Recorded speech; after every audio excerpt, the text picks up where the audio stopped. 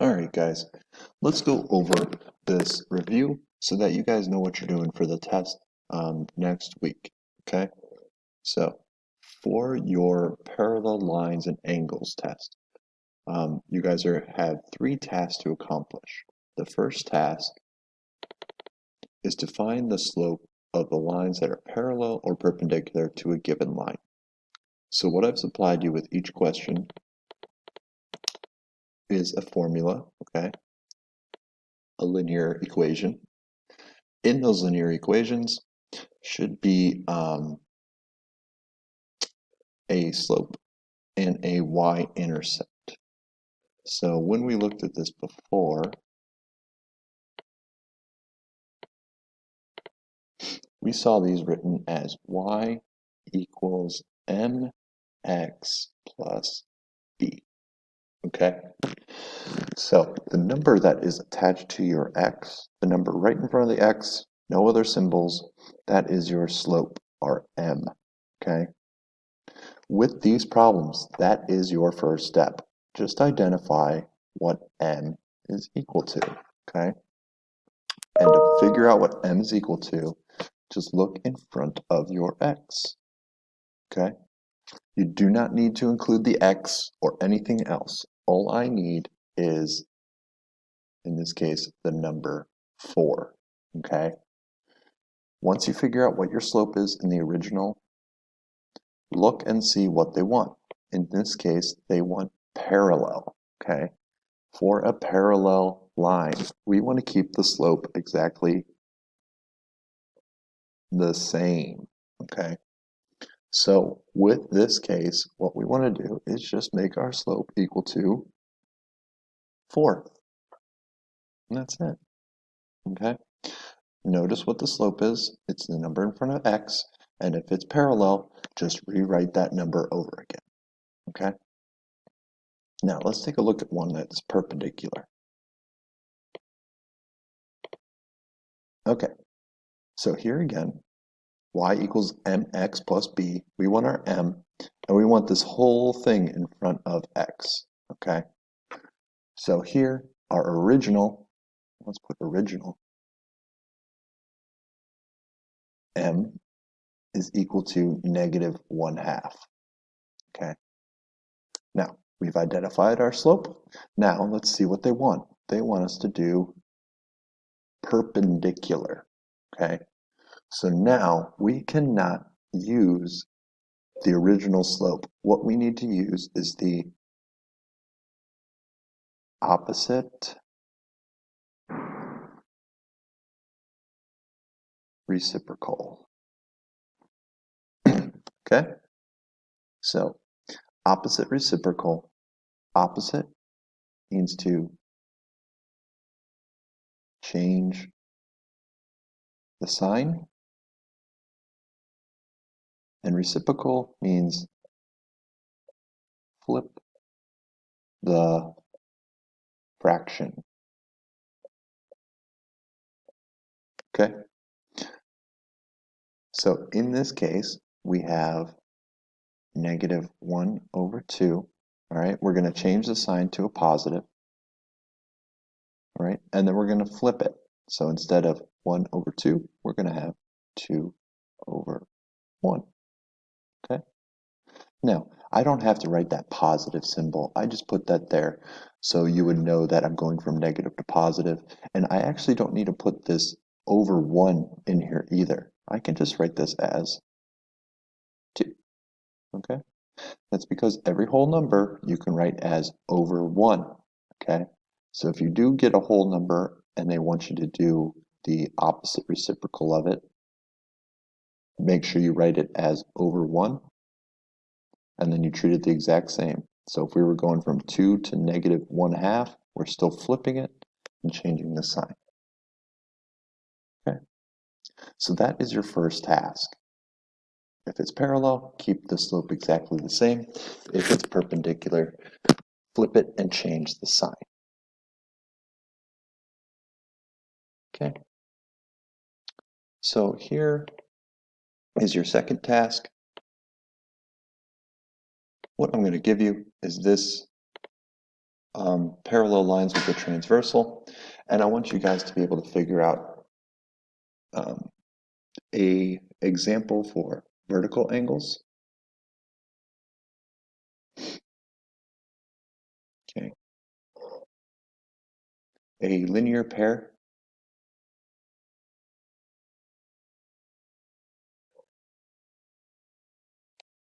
A pair of alternate interior and exterior. Okay, I want both those alternates. And then finally, corresponding.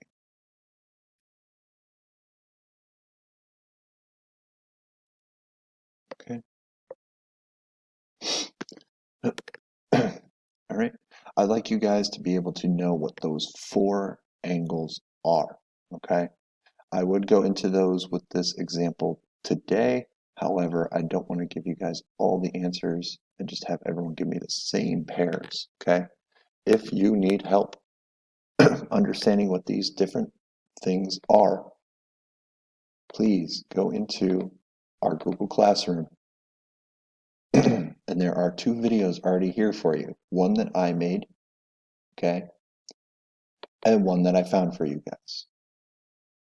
All right, check out either video, see which one works for you, okay, and that will help you clear up which is which. But make sure you guys know all 5 of these different types of angles, okay?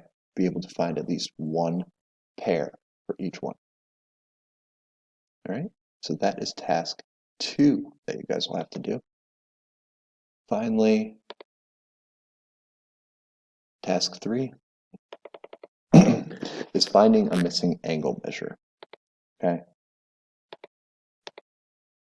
What you guys are going to be given is a diagram like this. Okay. And what you guys need to focus on is what angle they gave you and what angle they're asking for. Okay. First, look at the angle measurement. Here we see this is an acute angle. Okay. It is less than 90 degrees. So if our MLO also looks like an acute angle, which in this case it does,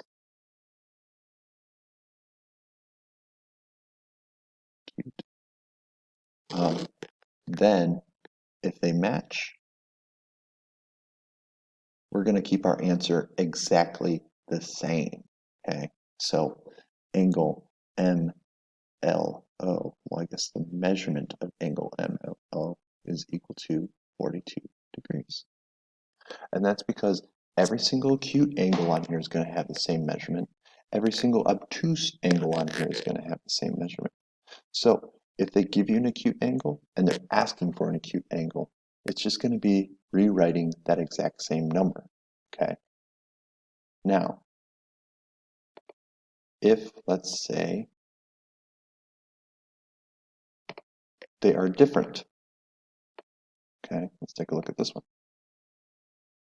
If let's say they are different, here we have PQS equals 111 degrees, and we're looking for PQN, which is this one here, PQN.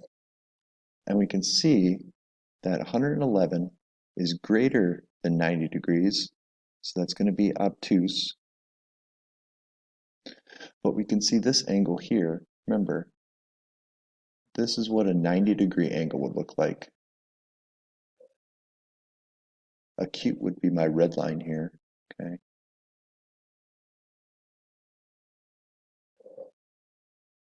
And obtuse would be something like this.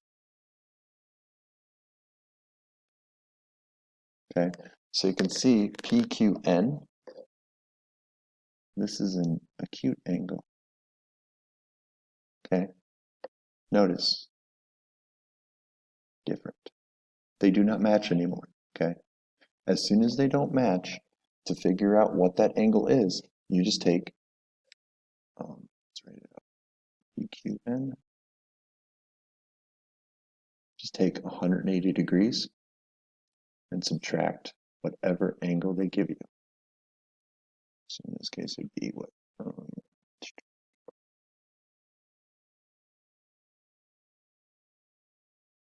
69.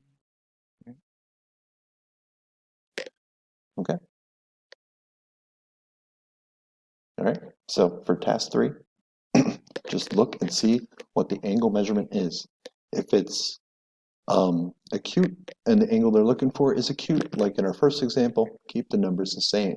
But if it's like this, and they give you an obtuse angle and they're asking for acute and the angles are different, then you need to take 180 degrees and subtract the angle that they gave you. Okay? If you guys did not try this whole review, please do so. Hand it in so you can get a few extra points and a few tips before the test next week. Okay? Other than that, guys, have a good weekend. I'll see you soon.